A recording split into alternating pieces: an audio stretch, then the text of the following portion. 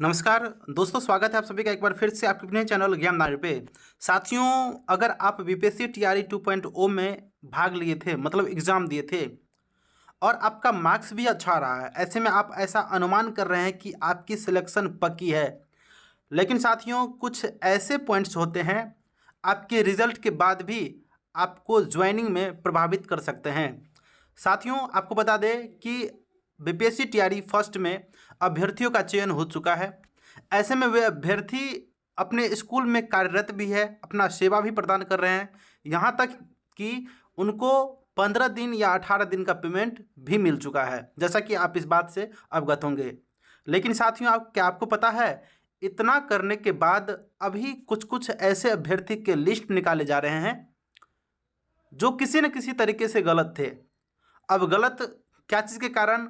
गलत प्रमाण पत्र के कारण, गलत किसी अन्य वजह से।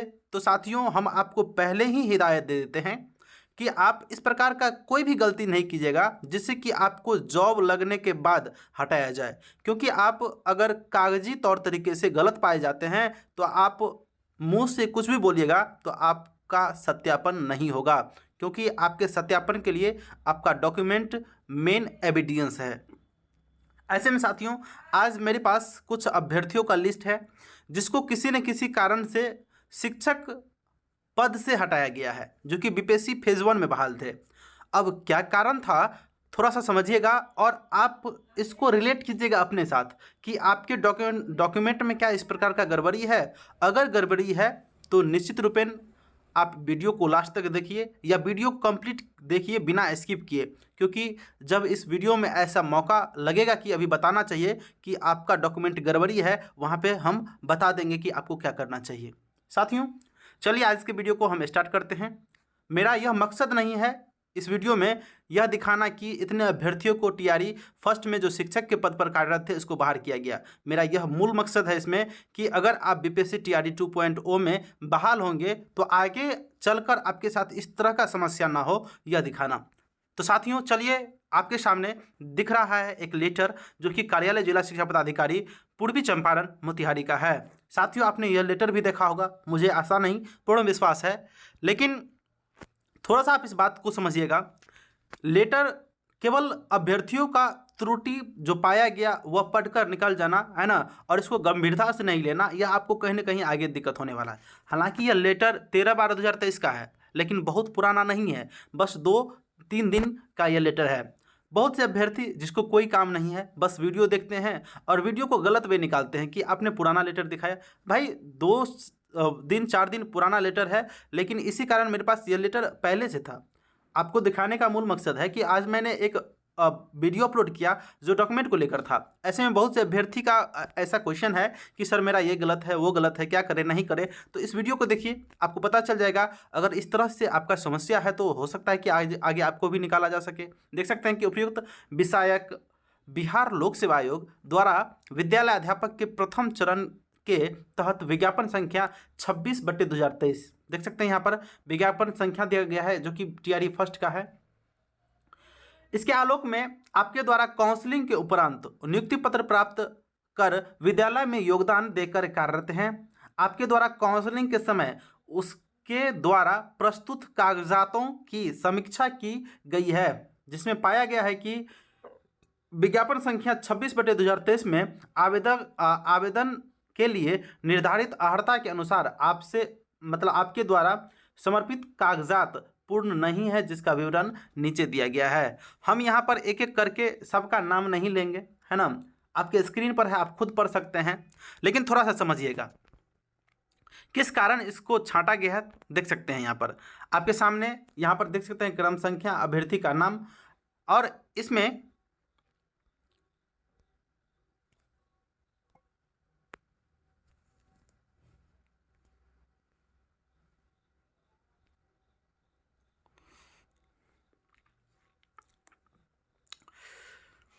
आपके सामने दिख रहा है क्रम संख्या, अभ्यर्थियों का नाम, और इसमें सबसे बड़ी बात है जो मैं आपको अभी बताऊंगा कि कारण क्या था इसको छांटने का। देख सकते हैं कि इसका बीपीएससी का रोल नंबर भी है, नाम भी दिया गया है, और कौन से स्कूल में ये कार्यरत हैं अभी फिलहाल। उत्क्रमित मध्य विद्यालय है ना, डोमाघाट और मधुबन यहाँ पे है। तो जो भी स्कूल है आप इस पर गौर नहीं करना है। सबसे बड़ी बात यहाँ पर देखना है आपको कि इसमें त्रुटि क्या पाई गई। त्रुटि यहाँ पर देख सकते हैं कि शिक्षक प्रशिक्षण प्रमाण पत्र संलग्न नहीं, मतलब इसके ट्रेनिंग के सर्टिफिकेट संलग्न नहीं थे। अगर ये अभ्यर्थी 1 to 5 में थे तो इसका डीएलएड का प्रमाण पत्र नहीं था। अगर आप 9th 11th 12th में बहाल थे तो समझिए इसका बीएड का सर्टिफिकेट मतलब ट्रेनिंग सर्टिफिकेट संलग्न नहीं था। साथियों आपको बता दें कि जब आप काउंसलिंग कराने जाइएगा आपके पास सारा डॉक्यूमेंट है, A to Z डॉक्यूमेंट है, लेकिन जब काउंसलिंग कराने जाइएगा तो वहाँ पे भीड़ बहुत ही अधिक रहती है। काउंसलर को रहता है कि हम जल्द से जल्द काउंसलिंग को समाप्त कर दे। उस कंडीशन में हो सकता है कि काउंसलर के द्वारा ही उसका सर्टिफिकेट मिस हो गया हो।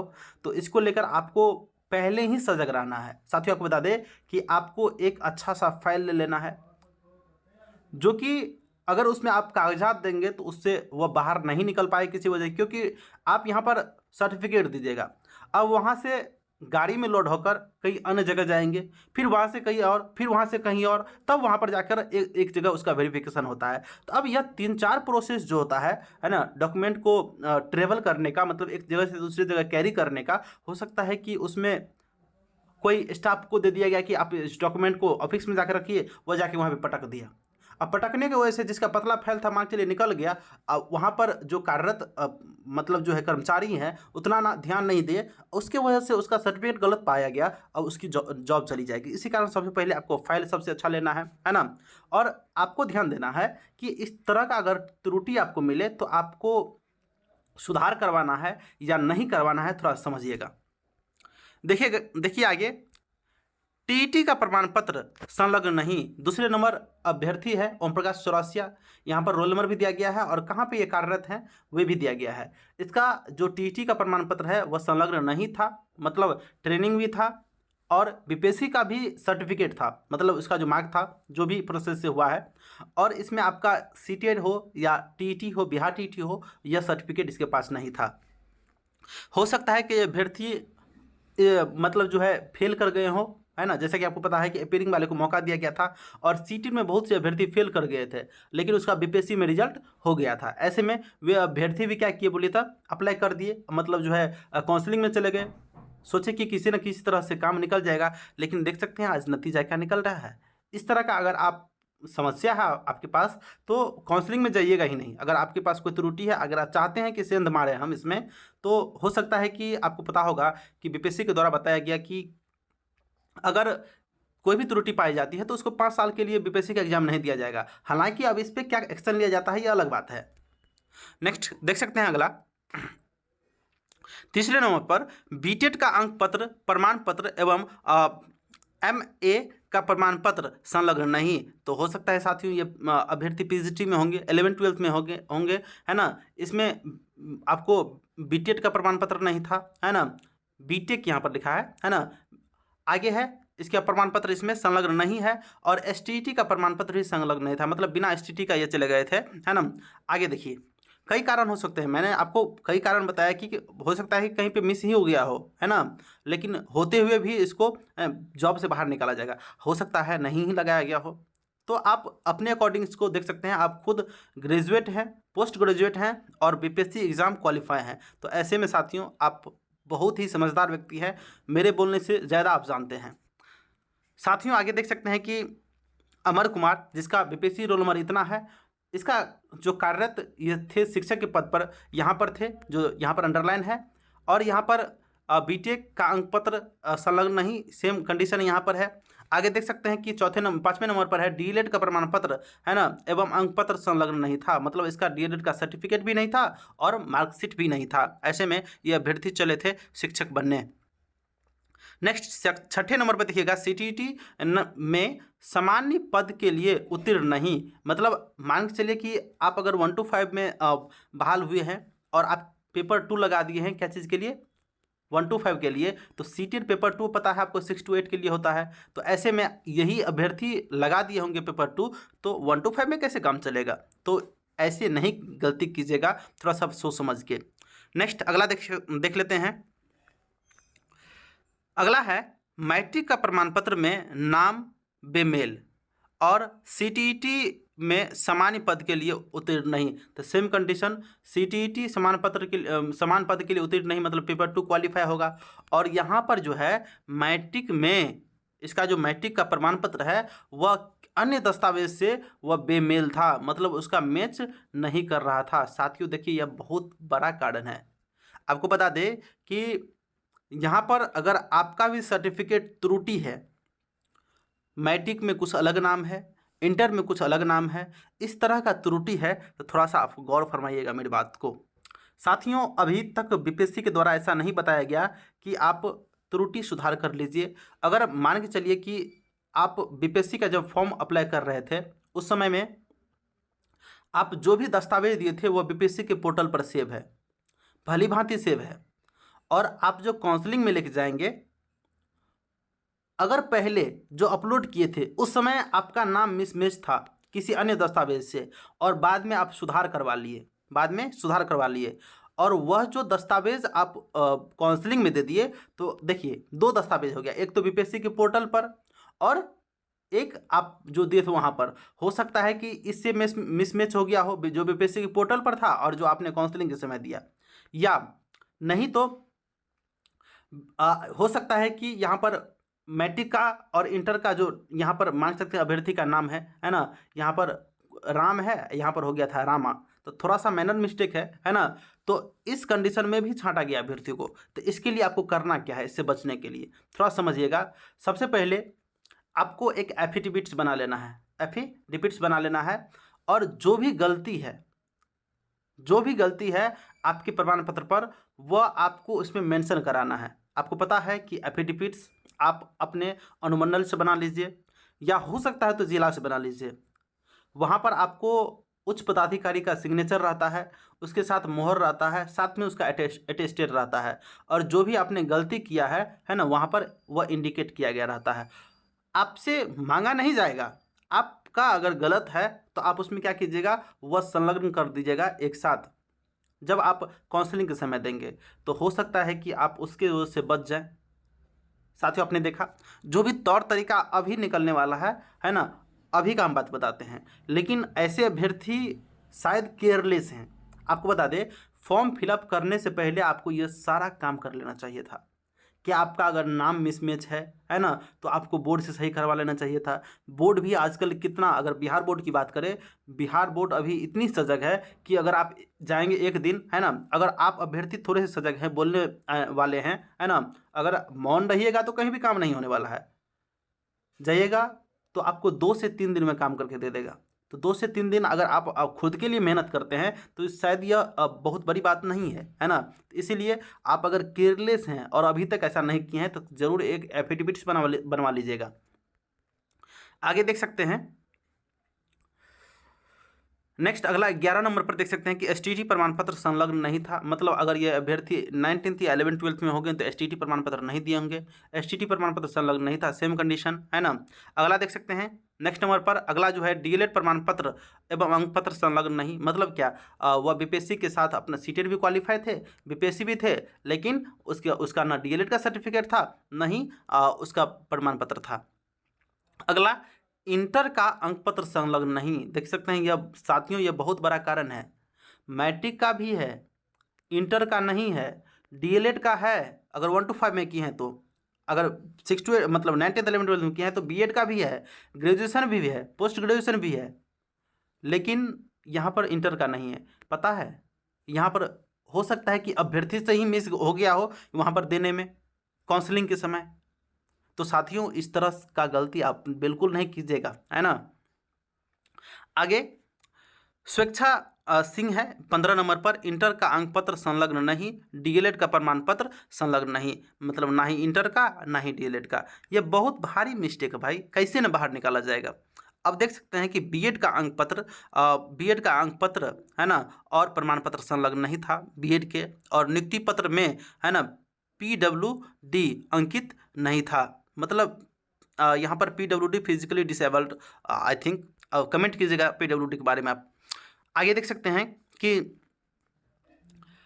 टीटी का प्रमाण पत्र संलग्न नहीं था, टीटी का प्रमाण पत्र संलग्न नहीं था जूही कुमारी का, यहाँ पर देख सकते हैं। अगला नेक्स्ट बीटेड का अंक पत्र और प्रमाण पत्र एवं पीजी है ना, पीजी डीसीए का अंक पत्र एवं प्रमाण पत्र संलग्न नहीं था। मतलब यहाँ पर देख सकते हैं बीटेक है ना, क्योंकि इसमें बीटेक वाले को भी मौका दिया गया था। बीटेक का प्रमाण पत्र एवं अंक पत्र नहीं था है ना, और ये सर्टिफिकेट आपके सामने दिख रहा है, ये नहीं था। इस तरह से साथियों कई ऐसे कारण हैं है ना, क्योंकि कई ऐसे अभ्यर्थी हैं जो अलग अलग अहर्ता रखते हैं है ना, जिसका एनालिसिस इसमें नहीं भी होगा, क्योंकि जो अभ्यर्थी छठे हैं उसी का ही कारण बताया गया है। इसके अलावा और भी कारण हो सकते हैं। तो अगर आपके मन में कोई भी कन्फ्यूज़न है तो आप सिंपली निश्चित रूप से कमेंट कीजिएगा इस वीडियो में है ना, और हम बेजोर कोशिश करेंगे, पूरा कोशिश करेंगे कि आपके कमेंट का रिप्लाई दे। क्योंकि साथियों एक दिन में कमेंट 2000 से भी एवब 3000 से भी एवब आ जाता है,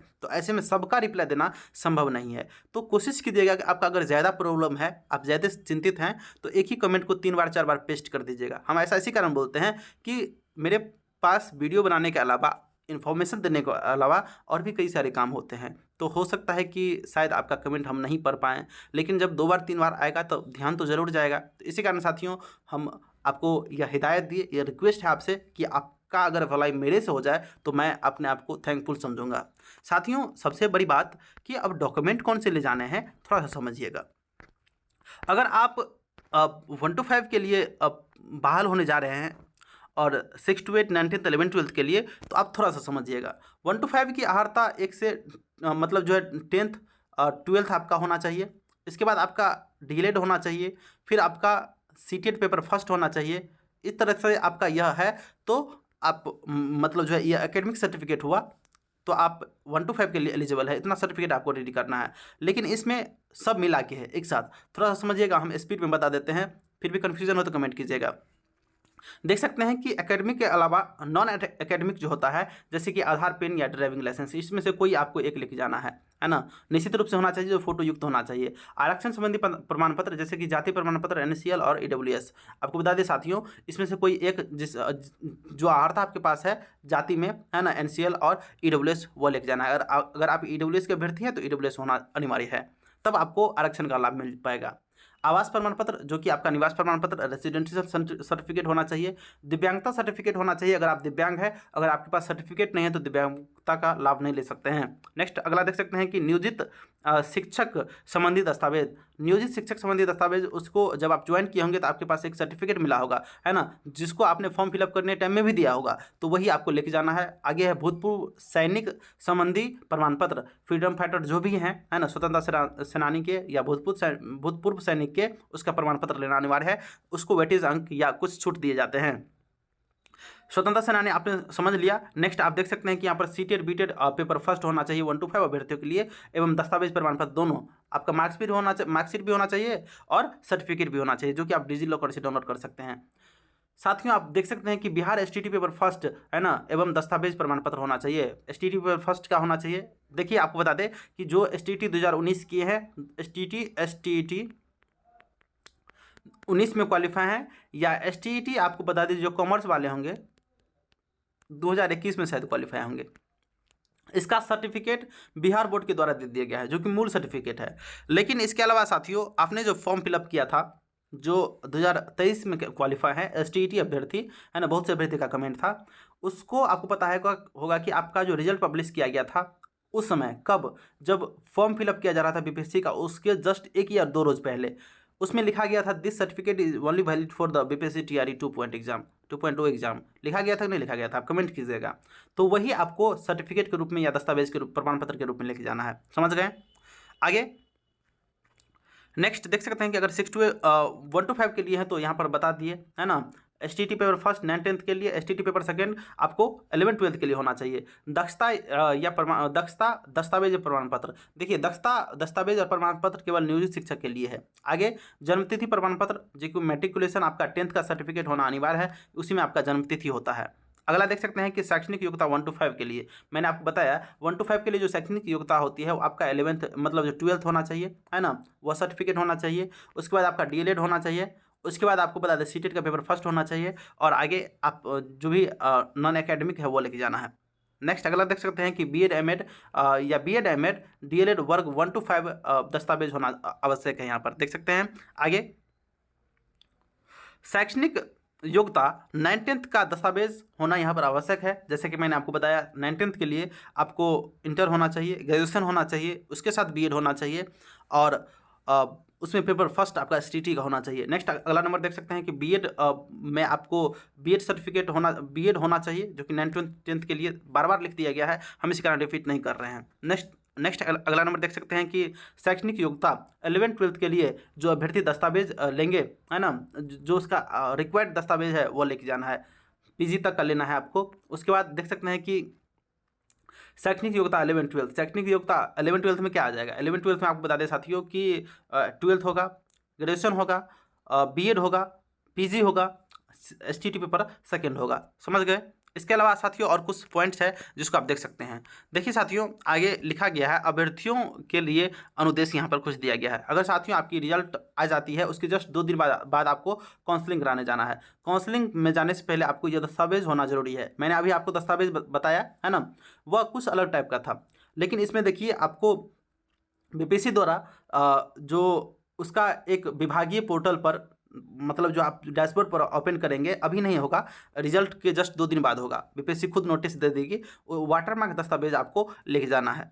साथियों देख सकते हैं यहाँ पर बिहार लोक सेवा आयोग की विद्यालय अध्यापक नियुक्ति परीक्षा 2023 का, है ना, मूल प्रवेश पत्र एवं उसकी छाया प्रति लेके जाना है। 100 अभिप्रमाणित छाया प्रति, मतलब आपने जो एग्जाम दिया है बीपीएससी का, है ना, वह, और उसके बाद आपको 100 अभिप्रमाणित छाया प्रति उसका लेके जाना है। आप फोटोकॉपी करा लेंगे, उस पर थोड़ा सा अपना साइन कर देंगे, वही 100 अभिप्रमाणित होता है। मूल आधार प्रमाण पत्र एवं उसकी 100 अभिप्रमाणित छाया प्रति, मतलब आपको जहाँ पर 100 अभिप्रमाणित छाया प्रति है तो फोटोकॉपी के साथ उस पर आपका छोटा सा साइन होना चाहिए। अगला देख सकते हैं कि सभी शैक्षणिक एवं प्रशैक्षणिक प्रमाण पत्रों की मूल एवं बिहार लोक सेवा आयोग के वेबसाइट पर अपलोड किए गए प्रमाण पत्रों की डाउनलोड प्रति, जिसमें बिहार लोक सेवा आयोग का वाटरमार्क परिलक्षित हो कि एक 100 अभिप्रमाणित छाया प्रति, मतलब आपको जितना भी योग्यता आपके पास है उसका सारा सर्टिफिकेट लेना है, और उसमें आपको बीपीएससी के द्वारा आपको बता दें कि एक सर्टिफिकेट पर वाटरमार्क लग जाएगा। जैसे कि आपके बीपीएससी के एडमिट कार्ड पर देखे होंगे बीच में एक लोगो है जिसमें बीपीएससी का लोगो है ना, और वैसे ही सेम आपका सब सर्टिफिकेट आ जाएगा। जैसे कि आपका 10th के मार्कशीट पर सर्टिफिकेट दिए होंगे, सर्टिफिकेट पर 12th पर भी, ग्रेजुएशन पर भी, आपको निवास पर भी, सारा आधार कार्ड पर भी आ जाएगा, है ना, वही आपको लेकर जाना है जो बीपीएससी के द्वारा वैलिड किया जाता है। आगे देख सकते हैं साथियों, सीटेट या बीटेट एसटीटी उत्तीर्ण प्रमाण पत्र मूल एवं बिहार लोक सेवा आयोग के वेबसाइट पर डाउनलोड वाटरमार्क वाला आप समझ गए। अगला देख सकते हैं पासपोर्ट साइज फोटो का आपको 3 ठो लेके जाना है, 3 नहीं आप 10 बना लीजिएगा। आगे देख सकते हैं फोटो, देखिए कोई भी नहीं लेके जाना है, फोटो वही लेके जाना है जो आपके बीपीएससी के एडमिट कार्ड में हो, जो आपने अपलोड किया था लास्ट टाइम में। एक तो लाइव फोटो था और एक बाद में अपलोड किया था, तो ये वाला बाद वाला फोटो आपको लेके जाना है। आगे देख सकते हैं पासपोर्ट साइज का 3 फोटोग्राफ आपको लेके जाना है, जो कि मैंने आपको भी बताया। आरक्षण दावा संबंधित मूल प्रमाण पत्र लेना है, जैसे कि आप एनसीएल का दावा करते हैं तो एनसीएल आपका होना चाहिए, ईडब्ल्यूएस करते हैं तो ईडब्ल्यूएस होना चाहिए, और साथियों इसके अलावा अन्य कई कास्ट के जो आरक्षण होते हैं आपका जाति प्रमाण पत्र होना चाहिए। फिर अगर दिव्यांगता के लिए आप आरक्षण लेना चाहते हैं तो दिव्यांगता प्रमाण पत्र होना चाहिए। अगर आप फ्रीडम फाइटर लेना चाहते हैं आरक्षण तो आपका फ्रीडम फाइटर होना चाहिए, जो कि आपने बीपीएससी समय में इंक्लूड किया था। आगे जन्म तिथि में छूट यदि लागू हो उसमें संबंधित दावा का प्रमाण पत्र एवं बिहार लोक सेवा आयोग के द्वारा वाटरमार्क वाला होना चाहिए। अगर मान चलिए जन्म तिथि प्रमाण पत्र में अगर आपका कोई छूट है तो जो नोटिस निकला था वो आपको लेके जाना है ना, जो कि आपको बिहार लोक सेवा आयोग का उसमें वाटरमार्क होना चाहिए। काउंसलिंग हेतु उपस्थित होने वाले वर्ग 9th एवं वर्ग 11-12 सफल अभ्यर्थी ओरिएंटेशन लगभग, है ना, 2 सप्ताह की तैयारी, है ना, के साथ आएंगे। मतलब क्या, काउंसलिंग स्थल पर आपको जो जाना है आपको 2 सप्ताह का, है ना, पूरा तैयारी बैग एंड बैगेज के साथ जाना है, क्योंकि ओरिएंटेशन ट्रेनिंग आपका लगभग 15 दिन का होता है। इसमें साथियों बता दें आपको 6 to 8 का भी, 1 to 5 का भी, 9th का भी और 11th-12th का भी ओरिएंटेशन ट्रेनिंग होगा, जो कि 15 दिन का होगा। वो जब आप काउंसलिंग में जाइएगा तो साथ में ही अपना पूरा बैग एंड बैगेज, मतलब आपका पूरा सामान होना चाहिए। वहाँ पर खाने पीने का व्यवस्था सब रहेगा, रहने का भी होगा, लेकिन आपका टोटल कपड़ा लता हो जो भी है वो आपके साथ लेके जाना है। नेक्स्ट देख सकते हैं कि संचित अभ्यर्थियों के आधार से लिंक मोबाइल नंबर होना चाहिए, मतलब आप काउंसलिंग कराने के लिए जा रहे हैं तो आपका मोबाइल नंबर लिंक होना चाहिए। और वही लेके जाना है, क्योंकि वहाँ पर काउंसलर के द्वारा आपको एक ओटीपी भेजा जाएगा। ओटीपी आप दीजिएगा तो वहाँ पे आपको वेरीफाई हो जाएगा। वेरीफाई के बाद ही आपका काउंसलिंग संपन्न होगा। आगे देख सकते हैं, पंचायती राज नगर निकायों के नियुक्त शिक्षक एवं आयोग द्वारा अनुशंसित अभ्यर्थियों अवबंधित नियुक्ति पत्र के पश्चात एक पक्ष के अंदर अपने नियोजित इकाई मतलब नियोजन इकाई में अनापत्ति प्रमाण पत्र और विरमण प्रमाण पत्र प्राप्त कर लेंगे। मतलब क्या, अगर आप जहाँ पे ट्रेनिंग किया था, है ना, वहाँ से आपको उस निकाय से आपको विरमण प्रमाण पत्र ले लेना है। साथियों, आपने देखा। इसके अलावा साथियों, आपको कोई भी कन्फ्यूज़न है, हालांकि वीडियो लंबी हो गई है, लेकिन वीडियो बहुत ही हेल्पफुल थी शायद मेरे हिसाब से, और आपके हिसाब से कैसा है बिल्कुल कमेंट कीजिएगा। साथियों, आपके कमेंट का रिप्लाई देने के लिए हमेशा हम हाजिर रहते हैं, लेकिन फिर भी नहीं दे तो इसके लिए सॉरी। आप कमेंट को एक बार दो बार ज़रूर कॉपी पेस्ट कर दीजिएगा, है ना। हम आपका कमेंट शायद निश्चित रूप से लेंगे, क्योंकि ऐसा हो ही नहीं सकता है कि आपका कमेंट का रिप्लाई हम नहीं दें। देर हो सवेर हो, है ना, हम निश्चित रूप से देंगे आपका कमेंट का रिप्लाई। क्योंकि मान चलिए कि अभ्यर्थी अभी कमेंट करते हैं और चाहते हैं कि हमको अभी रिप्लाई मिल जाए, तो ऐसा नहीं होता है, क्योंकि मेरे पास भी कई सारी समस्या हैं, समय का अभाव रहता है। तो ऐसे में साथियों, हम वीडियो को यहीं पर अंत करते हैं, ज़्यादा वीडियो को लंबा नहीं खींचेंगे। और वीडियो में अभी तक बने हैं तो शुक्रिया इसके लिए।